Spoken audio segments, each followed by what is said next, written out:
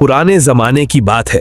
एक सरसब्ज और शादाब गांव में एक गरीब मगर मेहनती किसान रहता था। उसकी जिंदगी की सबसे बड़ी पूंजी एक खूबसूरत घोड़ा था। वही घोड़ा उसका सहारा था। उसी से वो अनाज ढोता, उसी से शहर का सफर करता और उसी के बल पर उसका गुजारा चलता था। अल्लाह ने इस किसान को 4 बेटे दिए थे। बाप के लिए चारों बराबर प्यारे थे, मगर अकल के मामले में अल्लाह ही बेहतर जानता था। चारों भाई दिल के तो बुरे न थे, मगर सच ये था कि दुनियादारी, समझबूझ और होशियारी के नाम पर उनके पास कुछ भी न था। गांव के लोग अक्सर हंसते हुए कहते, भाइयों, इन चारों में अकल मिलकर भी एक समझदार आदमी के बराबर नहीं बनती।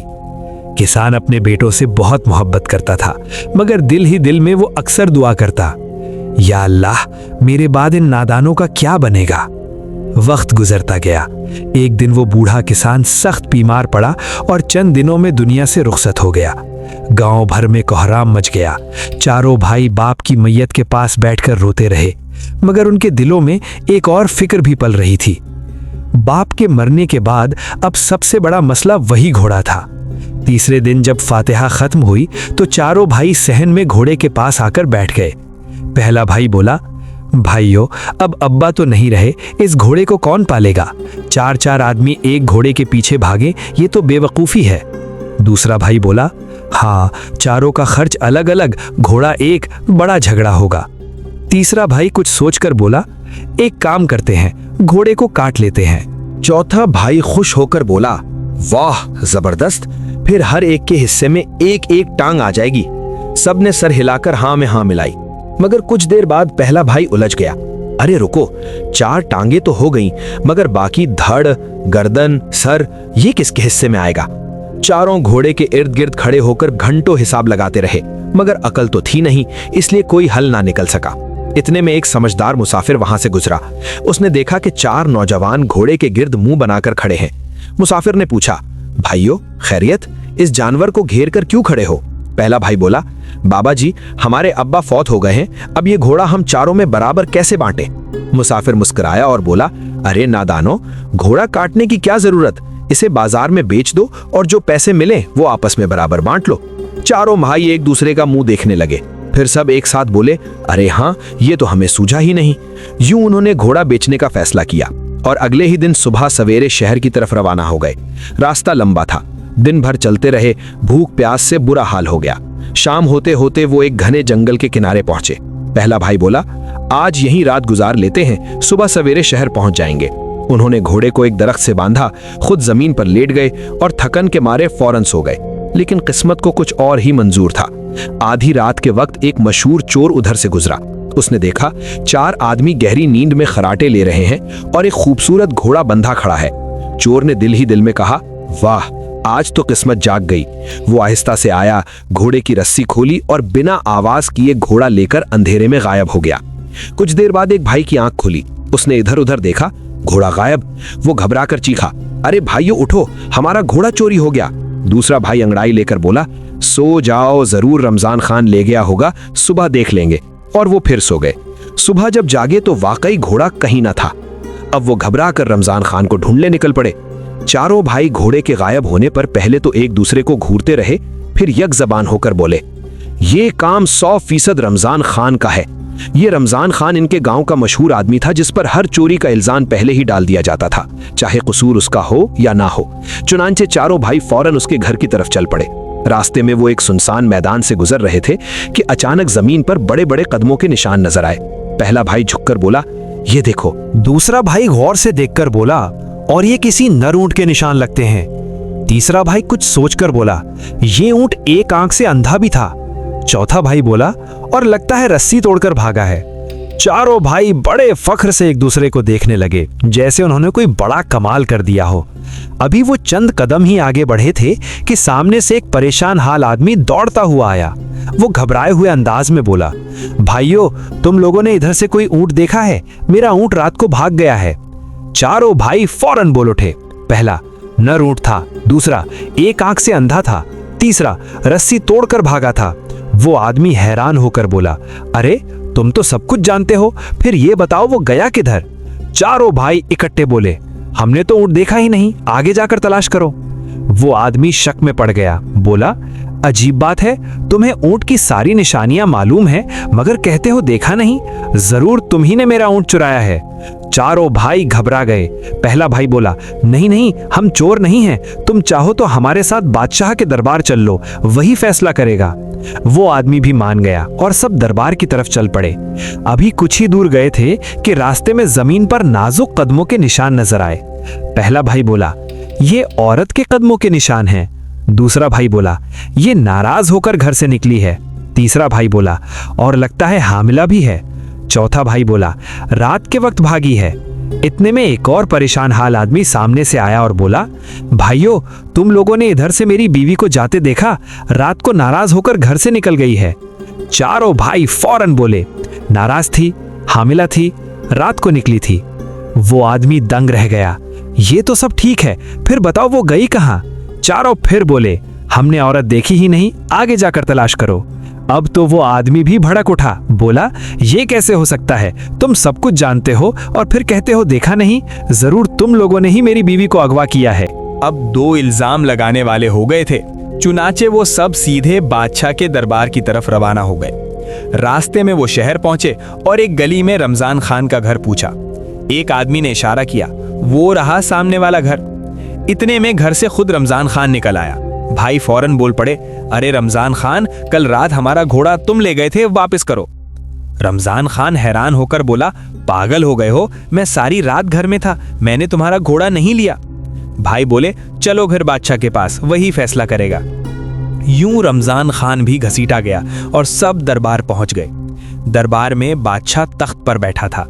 वजीरों और दरबारियों का हुजूम था। बादशाह ने पूछा, क्या मामला है? पहले ऊंट वाले ने फरियाद की, फिर औरत वाले ने, फिर चारों भाइयों ने घोड़े की कहानी सुनाई। बादशाह ने चारों भाइयों को गौर से देखा और पूछा, तुमने चोर को देखा था? भाई बोले, नहीं हुजूर। बादशाह ने गुस्से से कहा, फिर बगैर देखे इल्जाम क्यों लगाया? और ये जो तुम ऊंट और औरत की निशानियां बता रहे हो, ये कैसे मालूम हुई? चारों भाई अकड़कर बोले, हुजूर, हमें इल्मे गैब हासिल है। दरबार में खलबली मच गई। बादशाह मुस्कुराया और बोला, अच्छा, तो मैं तुम्हारा इम्तिहान लेता हूँ। उसने एक संदूक मंगवाया, उसमें एक चीज रखकर बंद किया और पूछा, बताओ इसमें क्या है? चारों भाई एक दूसरे को देखने लगे। पहला बोला, कोई गोल चीज है। दूसरा बोला, ऊपर ताज सा बना है। तीसरा बोला, ये तो फल लगता है। चौथा घबराकर बोला, हुजूर, सीधी बात है, इसमें अनार है। बादशाह हैरान रह गया। उसने समझ लिया कि ये लोग वाकई बहुत तेज हैं। उसने फौरन हुक्म दिया, रमजान खान, घोड़े की कीमत अदा करो। और बाकी दोनों फरियादियों से कहा, तुम जाकर खुद तलाश करो, ये लोग बेकसूर हैं। चारों भाई बादशाह के दरबार से घोड़े की कीमत लेकर इस तरह निकले जैसे कोई बड़ी फतेह हासिल कर ली हो। रास्ते भर एक दूसरे को फख्र से देखते रहे। पहला भाई बोला, देखा, मैंने कहा था ना, हम बहुत अक्लमंद हैं। दूसरा भाई अकड़ कर बोला, बादशाह भी हमारी अकल का कायल हो गया। तीसरा बोला, अब तो हमें गांव में सब बड़ा आलिम समझेंगे। चौथा भाई हंसते हुए बोला, बस अब हम अमीर बनने वाले हैं। वो सीधे शहर के बाजार पहुंचे। चूंकि घोड़ा तो पहले ही चोरी हो चुका था, इसलिए अब उन्होंने उसके पैसों से बकरियां और भेड़ें खरीदने का फैसला किया, ताकि सौदा सस्ता भी हो और मुनाफा भी हो जाए। उन्होंने कई बकरियां और कुछ भेड़ें खरीदी और खुशी खुशी गांव की तरफ रवाना हो गए। रास्ता लंबा था, सूरज ढल चुका था और जंगल शुरू हो गया था। ठंडी हवा चल रही थी, दरख्तों के साए लंबे हो रहे थे और चारों भाई दिन भर के थके हुए थे।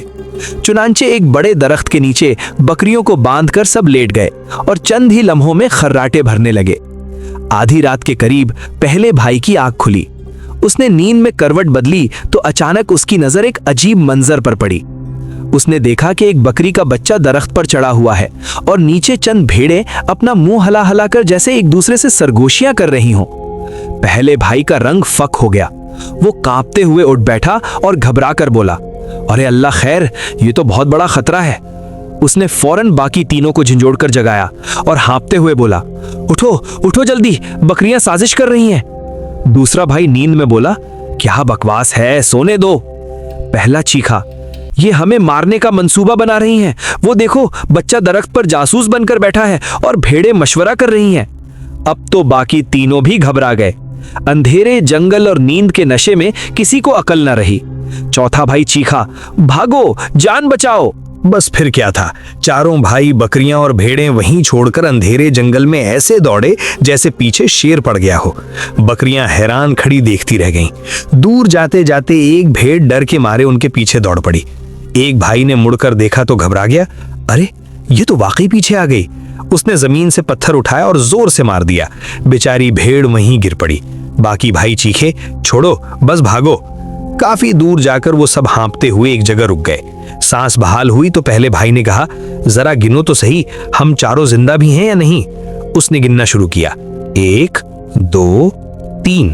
वो खुद को गिनना भूल गया, चीख उठा, अरे चौथा कहाँ गया। दूसरा भाई घबरा गया, उसने गिनती की, 1 2 3।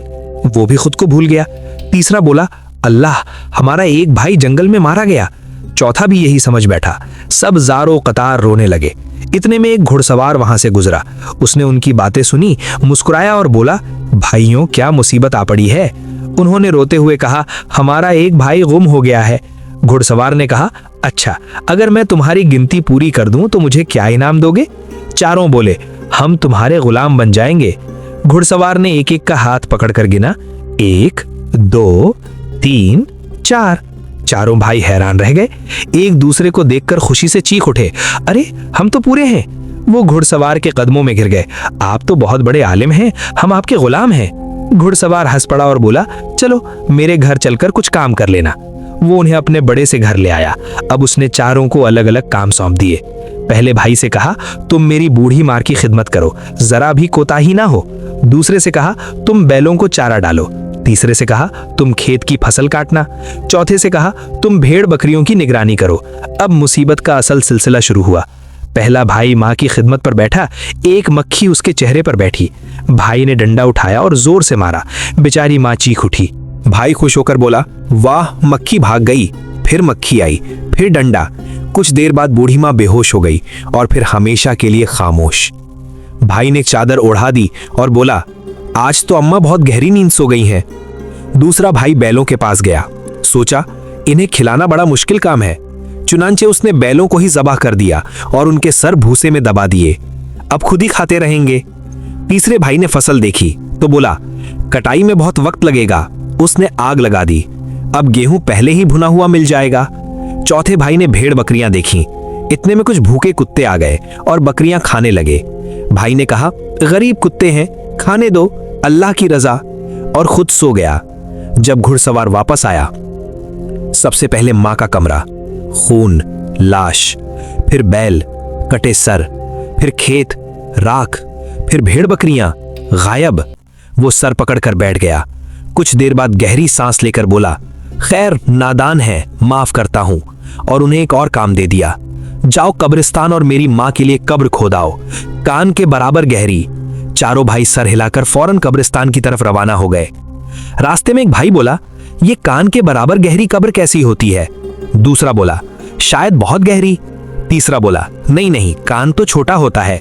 चौथा बोला, चलो वहां जाकर देखते हैं। कब्रिस्तान पहुंचकर उन्होंने कुदाल उठाई। पहले भाई ने जमीन में एक हल्का सा गड्ढा खोदा।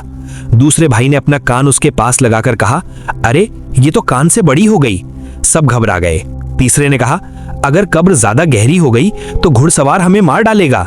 चौथे ने कहा, बस यही काफी है। चुनांचे उन्होंने वही मामूली सा गड्ढा छोड़ दिया और खुशी खुशी वापस आ गए। घुड़सवार हैरान हो गया, इतनी जल्दी कब्र खोद ली। चारों बोले, जी हां जनाब, कब्र तैयार है। घुड़सवार को शक हुआ। वो बोला, चलो मुझे भी दिखाओ। सब दोबारा कब्रिस्तान पहुंचे। वो गड्ढा कहीं नजर ना आया। ढूंढते रहे। आखिर एक भाई चीखा, अरे ये रही, यही कान के बराबर कब्र है। घुड़सवार ने देखा तो गुस्से से लाल हो गया। अरे नादानो, मैंने कान की तरफ इशारा करके गहराई बताई थी, ये तो एक चूहे का बिल है। गुस्से में आकर बोला, अब जाओ मेरी माँ की लाश ले आओ, मैं खुद कब्र खोदूंगा। चारों भाई फौरन दौड़ पड़े। लाश को चारपाई पर रखा और कब्रिस्तान की तरफ चल पड़े। रास्ता नाहमवार था, अंधेरा भी हो रहा था। चलते चलते अचानक चारपाई एक झटके से हिल गई। लाश नीचे गिर गई और चारों को खबर ही ना हुई। वो खुशी खुशी खाली चारपाई लेकर कब्रिस्तान पहुंच गए। चारपाई रखकर एक दूसरे का मुंह देखने लगे। घुड़सवार चीखा, मेरी माँ कहाँ है। चारों घबरा गए। एक बोला, जनाब हम तो लाश ही लेकर आ रहे थे। दूसरा बोला, रास्ते में शायद भाग गई। तीसरा बोला, हाँ हाँ अभी जिंदा मालूम होती थी। घुड़सवार का सर घूम गया। अरे बदबख्तों, मुर्दा भी कभी भागता है। गुस्से में दहाड़ कर बोला, जाओ जिस तरह भी हो मेरी माँ को ढूंढ कर लाओ, वरना तुम चारों को यहीं दफन कर दूंगा। चारों भाई कांपते हुए दोबारा निकल पड़े। अभी कुछ ही दूर गए थे कि उन्होंने एक बूढ़ी औरत को देखा जो लकड़ियां जमा कर रही थी। एक भाई चीखा, अरे यही है। दूसरा बोला, देखो चल फिर भी रही है। तीसरा बोला, यही तो भागी हुई लाश है। चौथा बोला, पकड़ो इसे। बेचारी बुढ़िया चीखने लगी, अरे बाबा मैं जिंदा हूं, मुझे छोड़ दो। मगर चारों भाइयों ने किसी की न सुनी। उसे जबरदस्ती चारपाई पर लिटाया और घसीटते हुए कब्रिस्तान ले आए। वो रोती रही, चिल्लाती रही, मगर किसी को रहम न आया। घुड़सवार के पास पहुंचकर बोले, ये लो जनाब आपकी माँ। घुड़सवार ने गौर से देखा। वो जिंदा औरत कांप रही थी, रो रही थी। वो फौरन समझ गया। गुस्सा भी आया, शर्म भी। उसने बुढ़िया के पैर पकड़कर कहा, अम्मा मुझे माफ कर दो, ये चारों नादान हैं। फिर वो खुद निकला और कुछ देर बाद अपनी असल माँ की लाश ढूंढ कर ले आया और इज्जत से दफन किया। अब घुड़सवार का सब्र खत्म हो चुका था।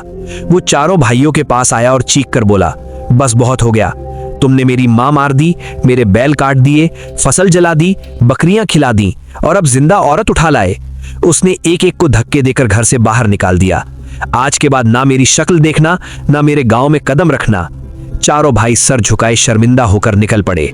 रास्ते में एक भाई बोला, भाइयों लगता है हम वाकई बहुत बड़े बेवकूफ हैं। दूसरा बोला, हाँ अब समझ आया अक्ल क्यों जरूरी है।